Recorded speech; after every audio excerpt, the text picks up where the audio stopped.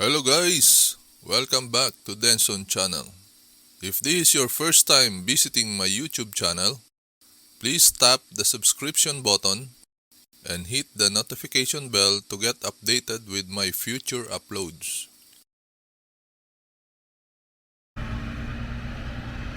Good day guys! Today please join me as we discover the Stonehenge in Salisbury Plain in Wiltshire, England.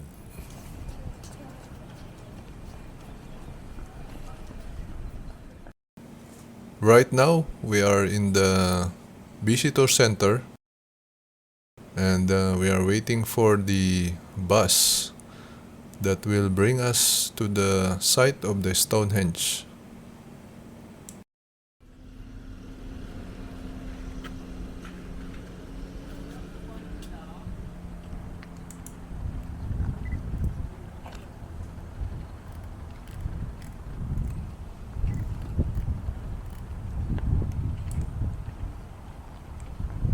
Stonehenge is a prehistoric megalithic structure on Salisbury Plain in Wiltshire, England, 3 kilometers west of Salisbury. It consists of an outer ring of vertical sarsen standing stones, each around 4 meters in height and 2.1 meters wide and weighing around 25 tons, topped by connecting horizontal lintel stones. Inside is a ring of smaller blue stones. Inside these are freestanding trilithons, two bulkier vertical sarsens joined by one lintel. The whole monument, now ruinous, is aligned towards the sunrise on the summer solstice and sunset on the winter solstice. The stones are set within earthworks in the middle of the densest complex of Neolithic and Bronze Age monuments in England, including several hundred burial mounds. Archaeologists believe that Stonehenge was constructed in several phases from around 3100 BC to 1600 BC, with the circle of large sarsen stones placed between 2600 BC and 2400 BC. The surrounding circular earth bank and ditch, which constitute the earliest phase of the monument, have been dated to about 3100 BC. Radiocarbon dating suggests that the blue stones were given their current positions between 2400 and 2200 BC, although they may have been at the site as early as 3000 BC. One of the most famous landmarks in the United Kingdom, Stonehenge is regarded as a British cultural icon. It has been a legally protected scheduled monument since 1882, when legislation to protect historic monuments was first successfully introduced in Britain. The site and its surroundings were added to UNESCO's list of World Heritage Sites in 1986. Stonehenge is owned by the Crown and managed by the English Heritage. The surrounding land is owned by the National Trust. Stonehenge could have been a burial ground from its earliest beginnings. Deposits containing human bone date from as early as 3000 BC, when the ditch and bank were first dug, and continued for at least another 500 years.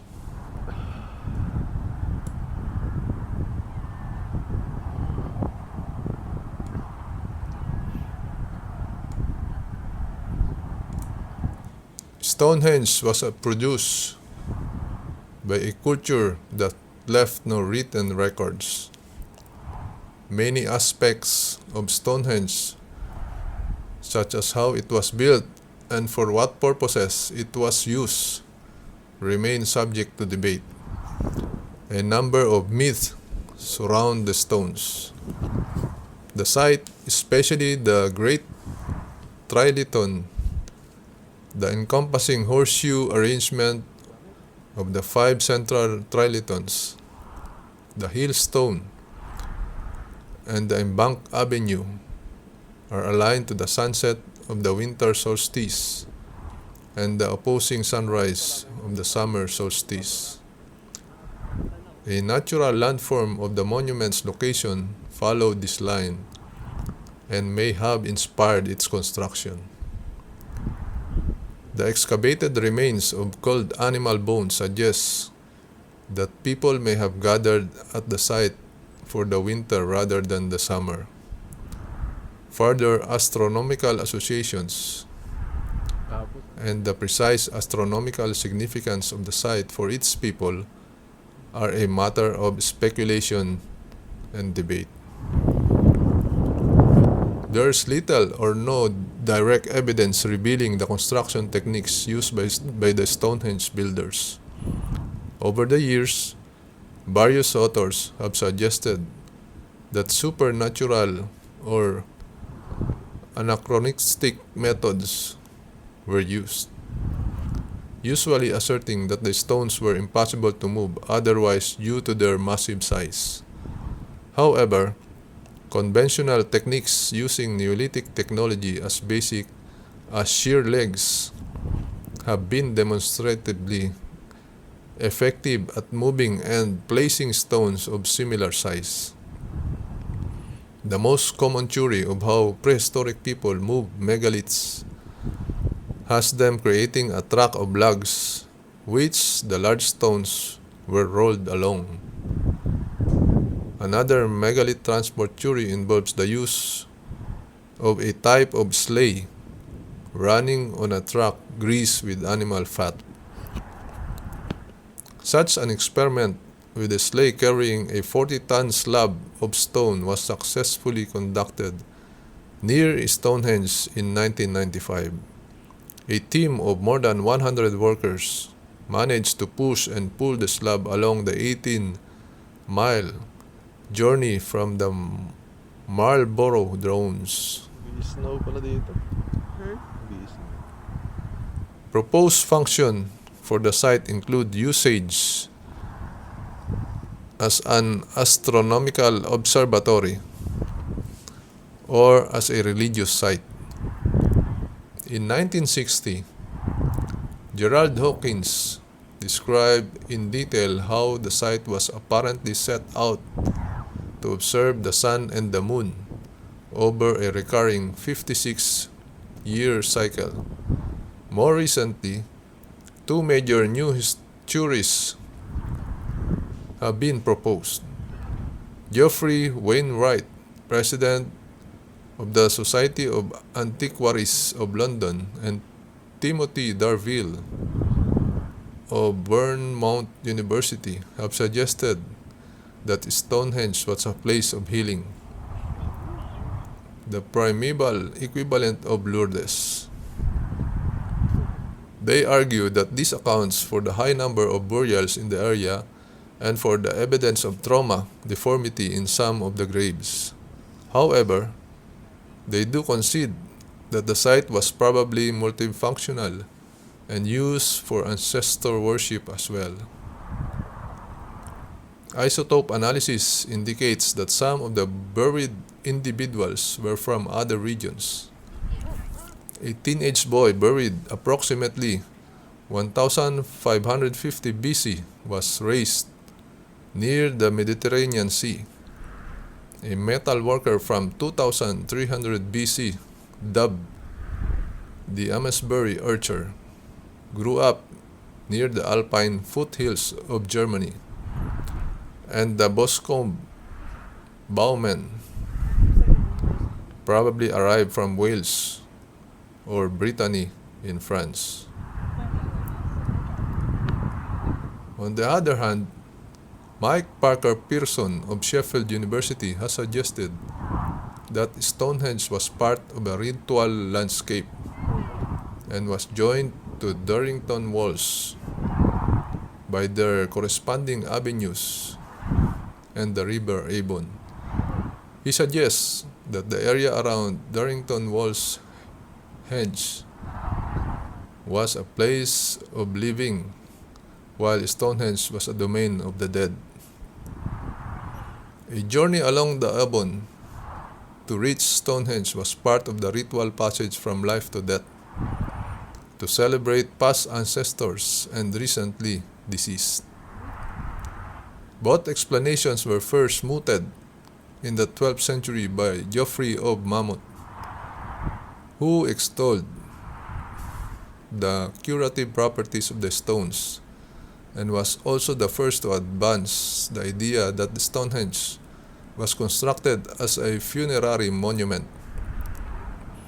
Whatever religious, mystical, or spiritual elements were central to Stonehenge, its design includes a celestial observatory function, which might have allowed prediction of eclipse, solstice, equinox, and other celestial events important to contemporary religion. There are other hypotheses and theories. According to a team of British researchers led by Mike Parker Pearson of the University of Sheffield, Stonehenge may have been a symbol of peace and unity, indicated in part by the fact that at the time of its construction, Britain's Neolithic people were experiencing a period of cultural unification. Stonehenge megaliths include smaller blue stones and larger sarcens. The blue stones were composed of dolerite, tuff, rhyolite, or sandstone. The igneous blue stones appear to have originated in Preseli Hills of southwestern Wales, about 230 kilometers from the monument. The sandstone altar stone may have originated in East Wales. Recent analysis has indicated the sarcens originated from West Woods, about 26 kilometers from the monument. Researchers from Royal College of Art in London have discovered that the monument's igneous bluestones possess unusual acoustic properties. When struck, they respond with a loud, clanging noise. Rocks with such acoustic properties are frequent in the Carnmelin Ridge of Preseli, the Preseli village of Mainclochog. Used local bluestones as church bells in the 18th century. According to the team, these acoustic properties could explain why certain bluestones were hauled such a long distance, a major technical accomplishment at that time. In certain ancient cultures, rocks that ring out, known as bluestones or lithophonic rocks, were believed to contain mystic or healing powers. And Stonehenge has a history of association with rituals. The presence of these ringing rocks seems to support the hypothesis that Stonehenge was a place of healing, put forward by Darville, who consulted with the researchers.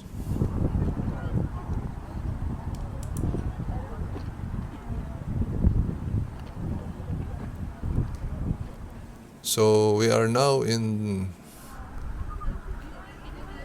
the vicinity of the Stonehenge, guys, and right here you can see some of the crows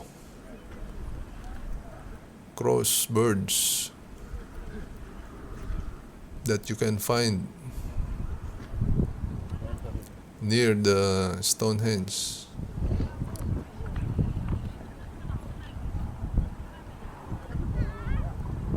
These birds are not afraid of people.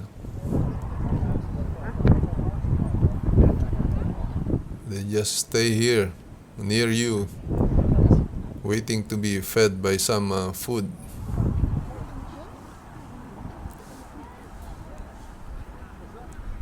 This type of birds are known to be very intelligent.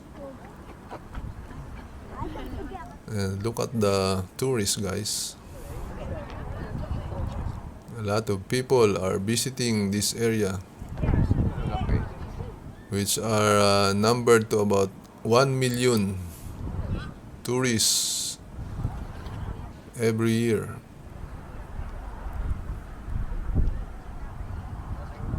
So this is the prehistoric Stonehenge, guys, that you can find in Salisbury Plain in Wiltshire, England.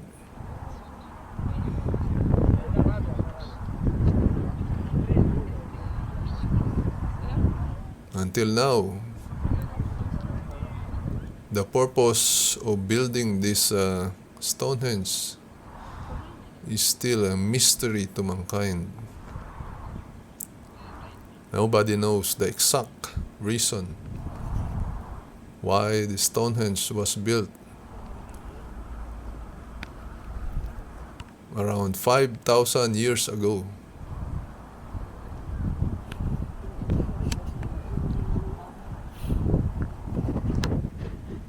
Okay, guys, so we finished our sightseeing around the Stonehenge, and we are walking back to our bus.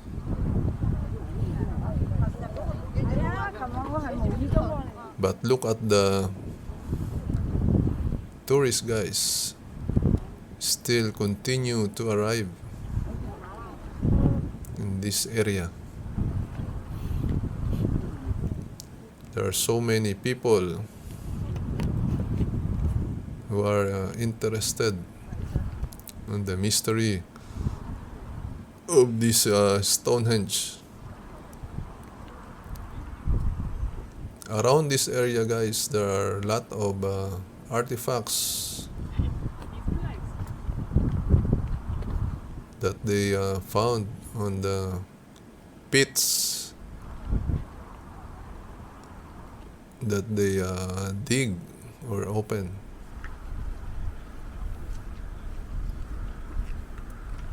And indeed, this site is a burial place during those prehistoric times.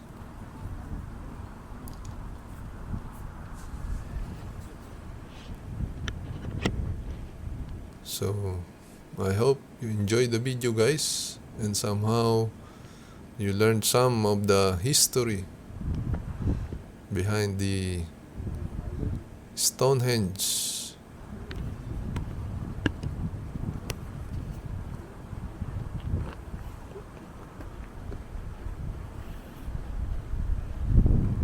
One of the earliest structure that were built by mankind, built by the humans 5,000 years ago.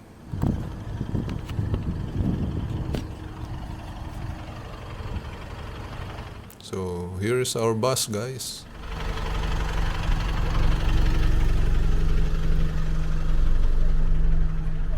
Thank you for watching. Please click like and leave your comments below. If you are not yet subscribed, please do not forget to tap the subscription button and hit the notification bell to get updated with my future uploads. See you on my next video.